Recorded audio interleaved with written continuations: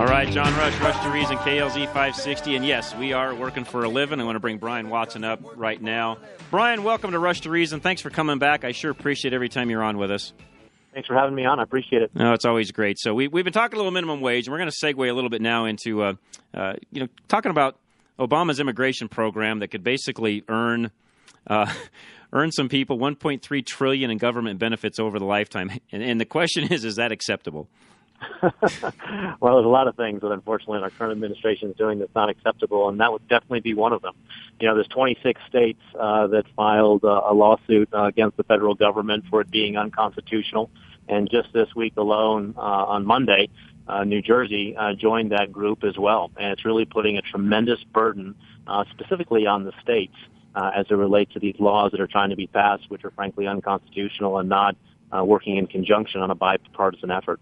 We've been talking minimum wage, which there's a certain perception out there that if we raise minimum wage, then, more money goes into the coffers of all these people that are making it. They can spend more and all these different things, which, you and I both know that's typically not the case, because when wages go up, so do the prices of the goods we spend money on. So it's just a net wash when it's all said and done anyways. Is this a similar situation? I mean, is there any sort of in my opinion, there's never a net gain when we're spending tax dollars to actually make something work, which in this particular case, that's all it is, correct? Well, it is. And what's a shame about the whole discussion is that, immigration is one of the things that makes our country so great. And we are a country of immigrants, and that gives us diversity and gives us a broad-based labor pool and lots of great creative ideas. The problem is that they're turning immigration into something that is going to be a cost for the people and that they're not involved in. What's interesting right now is doing a little bit of research, and immigration is at an historic high right now in America. There's 41.3 million immigrants, both legal and illegal, in our country, a little over 13% of the total population. And that's the highest rate in 93 years. And again, I think immigration can be one of those things that's a very strong point for us. But when you create laws like this that provide undue tax and burden on the people, the American people, it's just really unacceptable. And so getting to the nitty-gritty of this, what's being proposed? I mean, what benefits are they trying to pass that an illegal immigrant would actually end up with? Well, the real big one is the earned income tax credit. It's this idea that, through these new rules that Obama is putting forth, that these different individuals who have been in our country illegally can now apply for that. And that's a substantial cost to the American people, at the end of the day. The estimate is that's going to be over $2.1 billion just on that one line item alone. In addition, you have all the additional costs, again, which the states are the ones that are really bearing this burden, specifically the states that are, the border states. Oftentimes with immigration, we constantly focus on the southern border, being Texas with Mexico, et cetera. But, there's a northern border. And then there's also all of the immigrants that are coming in on the visa programs as well. Mm-hmm. And unfortunately, because the federal government hasn't done its job, those costs and all that responsibility has really been put on the backs of the states.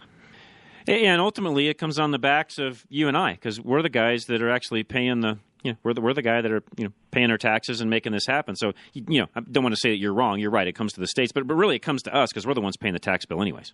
Absolutely. It comes down to every individual family trying to put bread on the table and trying to make a living and pursue the American dream.